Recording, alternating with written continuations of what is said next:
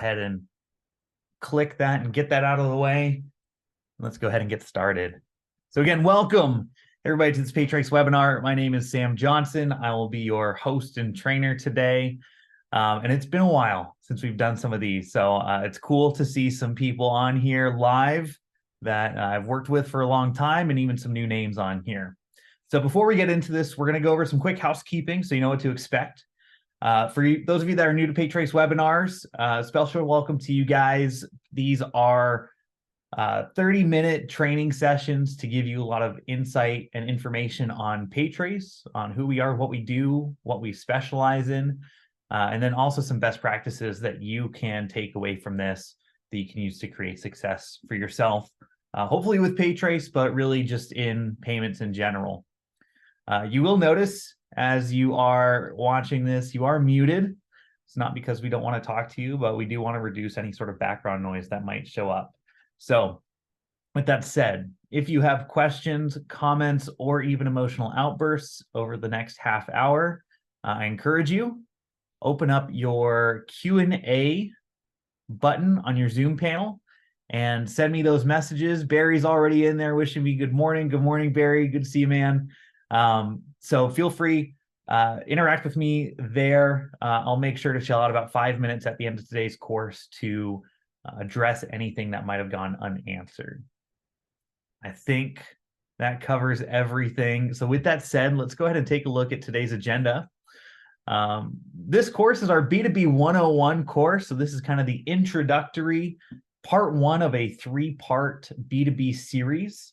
That's going to take you through the flow of really B2B payments, right? So this course in particular is going to be me convincing you why you should focus on selling B2B payments versus other forms of payments that may be more popular in our space. So we're going to kick this off with an introduction into B2B. What the heck is it? And why is that important? From there, we're going to shift on to some data and chat a little bit about what is the opportunity for you as somebody in kind of the sales realm and the payments realm of B2B.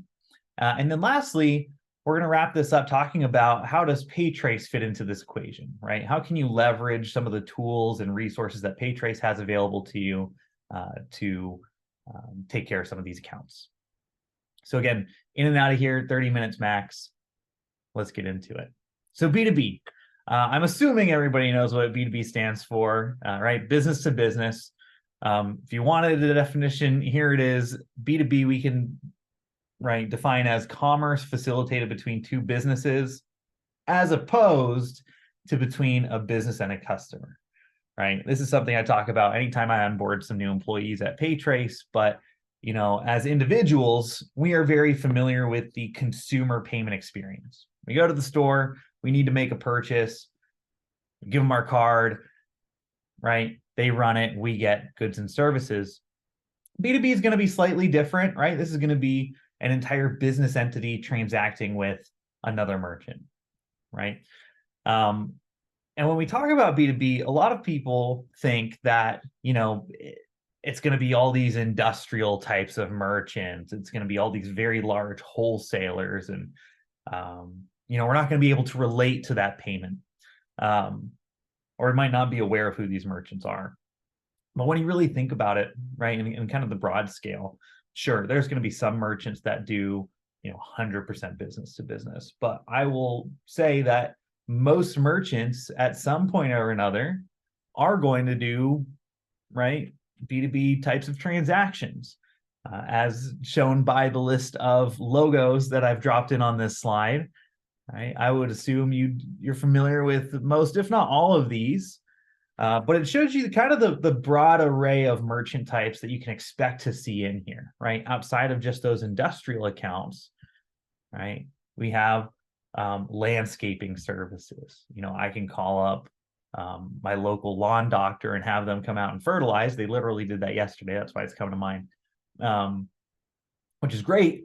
But you know, my business complex that I work at also has grass. And you can bet I'm not the guy out there that's fertilizing and mowing that every weekend, right? That's contracted out to some sort of landscaping service.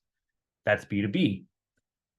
Every single business-focused software that's out there, whether it's a CRM, an ERP, accounting, right, whatever we use to manage our business, right, all those softwares.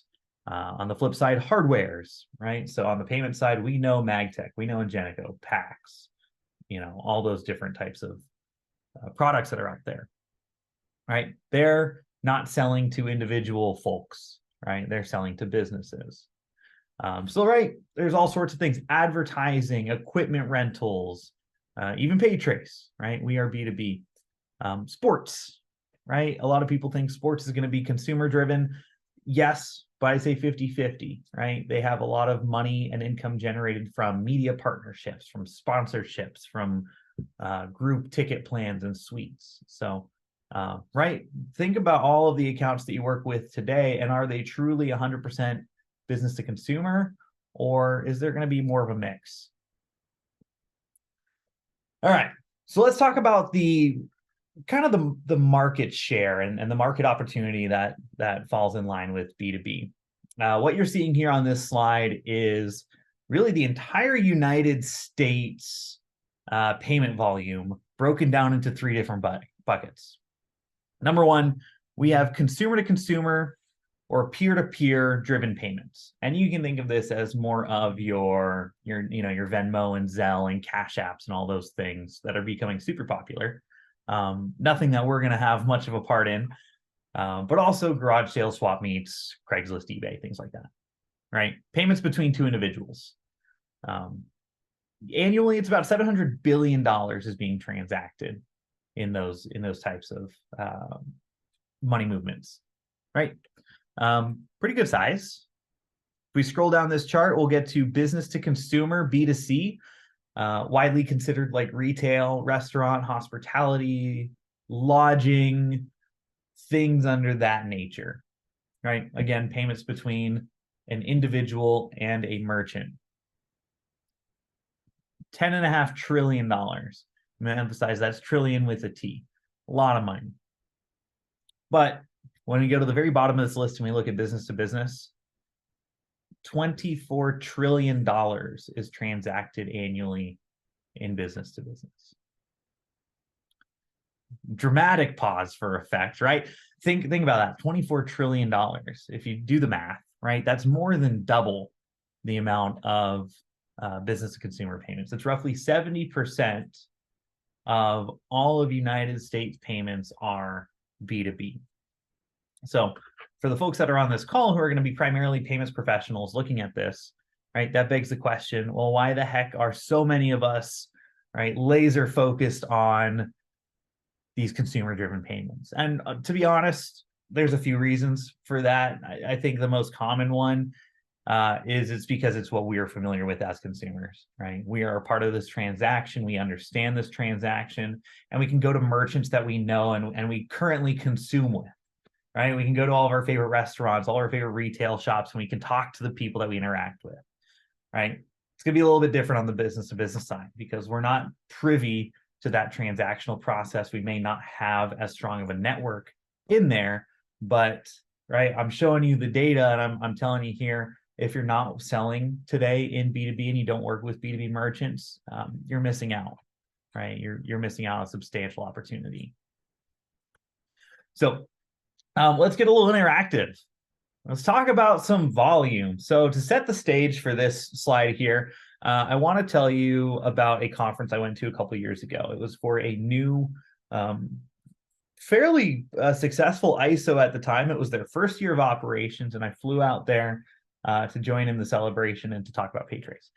And during their kind of company-wide presentation, they were talking about all these metrics, right? All these successes that they had over the year. We sold X amount of merchant accounts. We brought in X amount of volume. Our average ticket was $50, right? And people are going crazy. They had a great year. But that number stuck in my head where they said their average ticket is $50. And I said, that doesn't sound that impressive. That sounds kind of low. So I'm like, what's PayTraces, right? What's somebody that deals in almost, right, well, definitely a majority B2B transactions. What does that number look like? So I went to our system and I did some digging and I found an actual number. So I'm going to ask you, if you were to guess what the average business to business transaction size is, at least within our own portfolio, within Paytrace, what would you guess that is, right? Is that $50? Probably not, right? I wouldn't be talking about it if it was, but is it, $500? Is it $5,000? So I'm going to leave this up for about 5 more seconds. I see a handful of you have responded to it. I can see a few of you are sleeping. So wake up, respond to my poll, and we'll end it in 3, 2, 1, ending it. Oh, all right, couple right at the last second. So we have a pretty good split on here. There's a few in the hundreds, but a majority of us think it's somewhere between 500 and 1,000 or somewhere over 1,000. So I'm going to close that down and I'm going to share the results. The answer is, on average, about $1,300 is the average ticket size within Paytrace. Granted, right, there's going to be some outliers on either end that might skew that number up or down, and it fluctuates month over month. Sometimes it's about $1,100 average ticket. Some months it's about $1,500 for an average ticket. But right, you compare this to that $50 and it's significantly different. I can tell you that, right? These merchants that are processing on Paytrace, they're running much larger payments, right? And for us that sell on, total processed volume, we want to see those larger tickets coming through, right? We want to put the technology in front of these merchants that's able to support these larger tickets. So woohoo, right? A lot of volume. We love that. Now, the last data point I want to share with you all has to do with retention, right? And really customer lifetime value, which I think is super important when we are selling a product, right? We're selling merchant services. It's a big deal to keep a merchant using us for a longer period of time, right? It's going to add to that lifetime value of the account. It doesn't make sense for us to onboard a merchant and they turn around and leave in 6 months to a year. So I got this report from the StrawHacker Group, and what it does is it breaks down about 15 of some of the top verticals, merchant verticals, that they're seeing, and how long in total months do they typically stay with their processor, their merchant service provider. I thought this was pretty interesting because it does show a pretty broad range. So if we actually start off at the bottom, you'll see things like eating and drinking places, grocery and petroleum, right? Entertainment and recreation. So we can think of this as bars and restaurants, gas stations, grocery stores, things like that. Typically, right? Very consumer focused. These are going to be more of your retail accounts. And you can see being at the bottom of the list, they're staying with their processors, usually on average between 2 to 3 years. Right? But if you look at the top of this chart, you'll see things like healthcare, business services, education, right? These are going to be much more business to business focused industries. Now, and these are closer to about 4 years on average.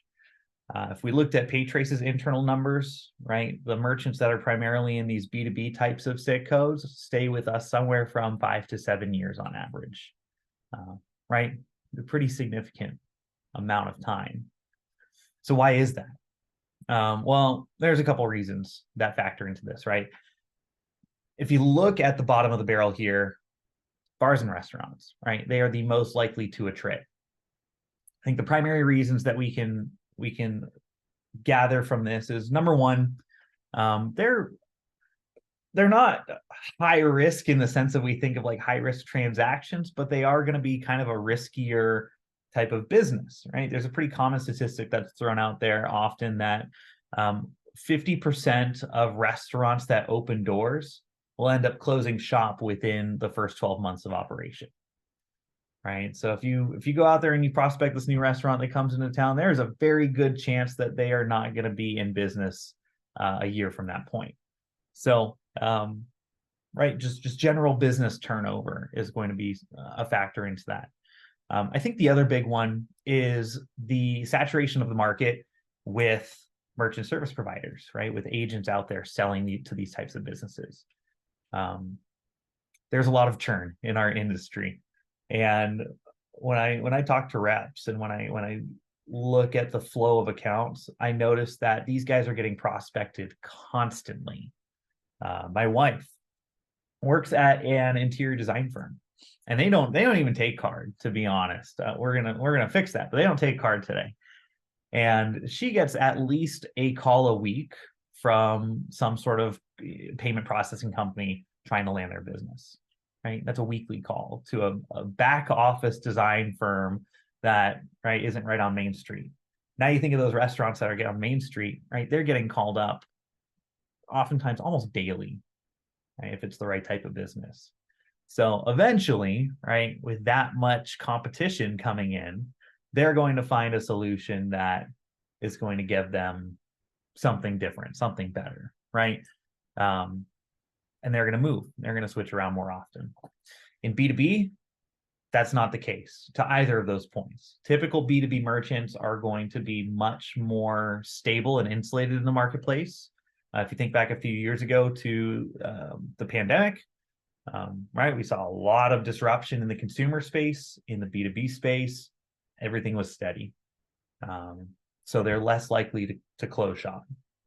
Also, much less likely to be prospected, right? Most of these people are not being called on for payment processing, right? Because people aren't selling into B2B as heavily as they should be. So, right, they're oftentimes just going to stay with their current payment provider for much longer.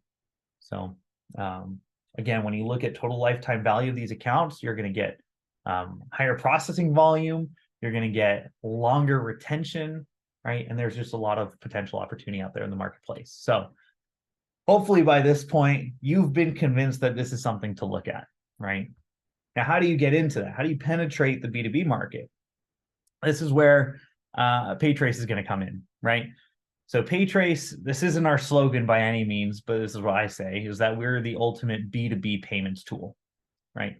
When it comes to B2B payments and the types of transactions that they're processing, we are going to fit the needs of all of these. What's cool is that we're extremely easy to use, right? We are a browser-based software, so merchants can literally log into us and process a credit card as long as they have an internet connection, right? No hardware required, nothing like that. As long as you have a computer, you can essentially accept a payment. So what are the benefits to using PayTrace? Well, I think one of the reasons that most people come to us, at least initially, or where they hear about us, is through our interchange optimization capabilities. Right? If you've ever heard the terms level 2 or level 3 processing, that's what we're referencing it. What that essentially means, interchange optimization, is that we can save merchants a lot of money by reducing their fixed interchange costs, right? There are programs out there specifically for B2B merchants that can qualify for lower rates. We'll talk about that throughout this series, where merchants can save thousands, tens of thousands, in some cases, even hundreds of thousands of dollars, literally just by using us as a gateway solution. We also have what I'd call an omni-channel product lineup, right? Or you can say a full tech stack. Again, when we talk about contrasting retail payments with business-to-business payments, B2B is not going to be as straightforward as plugging in some sort of terminal and off to the races, right? They might want to take payments through their existing softwares. So a lot of these companies are using things like QuickBooks or NetSuite or Microsoft Dynamics or Epicor or, right, any one of these different business management tools, ERPs. And what's cool is that PayTrace has a lot of solutions that fit directly into those different solutions so that they can have a payment experience through their pre-existing software. And we're just kind of filling that gap, right? We're embedding payments into those tools. On top of that, we have standalone payment solutions. We have our virtual terminal, recurring billing, mobile app, AR tools, right? Accounts receivable. So there's all sorts of stuff that can fit pretty much any need that most of these merchants are going to come across at some point or another. One thing I think that gets overlooked pretty often is reliability. One thing I love about Paytrace is that you're not going to see any disruptions. I think this call is pretty timely because I just saw that Square was down for a couple hours just the other day, and I can't imagine how that affected businesses, right? 2 hours of downtime for a retail store, right? That is a ton of lost revenue. Right? If people aren't paying by cash, right? You're missing out. So what I like about this is that our system's uptime is well over 99.99 repeated %, right? We might have a few seconds or even just some scheduled maintenance that takes place on like Sundays at 3 a.m. Where there might be a slight disruption. So what's great is that when merchants use our system, they know that they're just going to be able to take payments consistently. Then the last thing I'll drop on here as far as kind of the merchant value proposition goes is support. With Paytrace, you are going to get the best support that you'll find anywhere. And what that means is that we are very easy to get a hold of. If you pick up the phone and call our support number, which I will provide to you here in a moment, you will get a live person, a live Paytrace employee within 20 seconds or less, almost 100% of the time, right? At least 85% of the time. If not, you go to a quick voicemail and we'll call you back in a couple minutes. Or if you shoot us an email, you'll get a response typically within about 5 minutes. So we're extremely responsive. We're going to get you that first call resolution. You're not going to have to go back and forth between parties constantly, right? Which is very important to these merchants that are very busy. They expect white glove treatment. And it's going to leave a good taste in their mouths, right? They're not going to want to move away from the system that provides them such fantastic service. So, right, and it's going to make you look good. It's going to make you look better. So, to dive a little bit more, I mentioned we'll talk a little bit more about level 2 and level 3 processing throughout this series. Here's my breakdown on what this is, kind of your one slide overview. We've got multiple courses that go much more into the weeds on this. But just so you guys have a good awareness, right? Commercial cards are typically expensive. What that means is that when a merchant accepts these cards, they're going to pay a high rate on these as compared to maybe your typical consumer types of credit cards. However, Visa and MasterCard, right, they want more information, more data on these types of transactions. They have a vested interest in learning more about these transactions and the folks that are processing these. So what they've done is they've essentially developed this carrot and stick program, which they've called level 2 and level 3 processing, where if the merchant can add some more data to their B2B transactions, Visa and MasterCard will give them a reduction in interchange on those sales, right? Essentially just a lower rate. So the merchant that's providing that data is going to save money. Visa and MasterCard get more data, right? Merchant gets the customer gets to use their credit card. Awesome, right? It's really a win-win-win program. So for merchants that take majority of their volume on these types of commercial cards or even government cards, right? If they can add this level 2 and level 3 stuff, it can make a large impact to their bottom line. So what that looks like, if we were to put some actual numbers to this, and this is real numbers current as of this recording. Granted, these are subject to change every April and October of every year when Visa, MasterCard, all the card brands do their updates.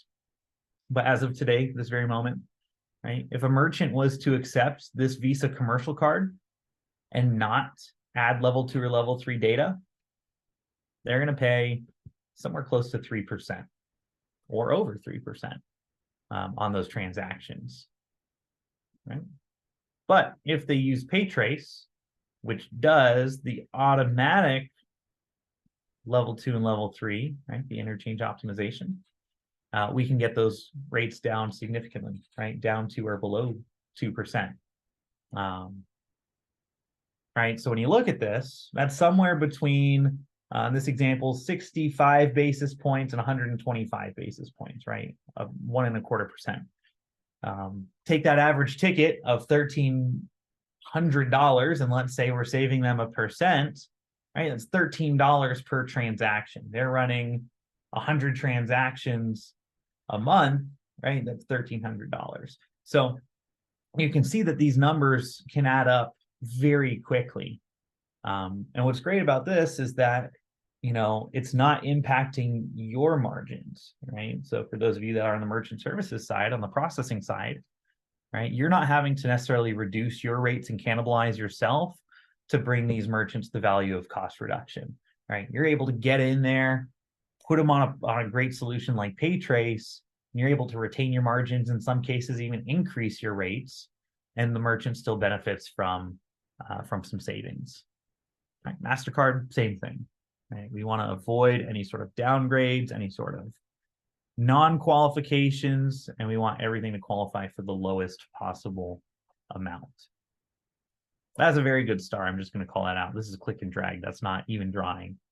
So the thing about interchanges is that it's super complex, right? There's a reason why not every single solution does this. There's a reason that, only a small percentage of merchants are doing level 2 and level 3, is that there's a lot that goes into it.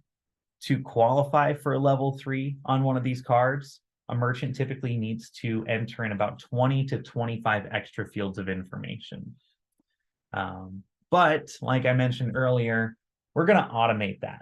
So really quick, what I want to do is I'm going to log into my demo account and just show you guys really quick an example of a transaction and how that looks in our system. So I'm going to just go ahead and put in my demo credentials. While I'm doing this, I'm going to call out, if you guys don't have, I think I messed up that password. If you guys don't have access to a PayTrace demo account or Sandbox account and you'd like that, please reach out to me. I'll give you my contact information at the end, but I want to make sure that you have the ability to get your hands on this, to show it off, right, to get more familiar with it if you want to. So, right, I'm just going to go ahead and key in a quick transaction. I'm going to grab a consumer card to start off with. So I've got a stored card here for Tiger Woods. I'm just going to run a very simple transaction of $1 in the virtual terminal. And I mentioned this is a consumer card, right, team? So I wouldn't expect anything else is needed. I'm going to get my approval message and we're good to go. This time, however, I'm going to run one more transaction, but this time on a commercial card. I'm going to grab my customer, Patrick Reed. And we're essentially going to run this exact same transaction, right? Notice I'm not adding in any extra data than the normal transaction details. And I'm going to hit process. And what's really cool about PayTrace is, one, we're going to get the approval message still, right? Transaction's complete. But you'll notice this blue field that shows up. And what this is that this is the gateway recognizing that this is a purchasing card, right? This is one of these B2B types of cards. And that by adding some level 3 data to this, we're going to qualify it for the lowest rate. Right? So number one, we're going to identify every single time one of these eligible cards is processed. Now, if we click that button that says add level 3 data, it's going to take you to this page that's got all of the extra information fields that need to be submitted. But again, what's really nice about this, team, is that we are going to automatically populate all of these fields with the required data, in this case to Visa, to make sure that this qualifies. Now, the merchant has the ability to submit this themselves. They can adjust any of these, but how I typically recommend it is, once you get that approval message, right, there's nothing else required. Again, the only time that they would need to click this button is if they wanted to manually adjust any of the data.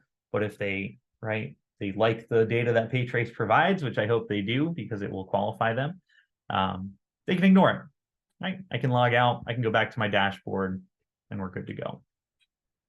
It's very simple. All right.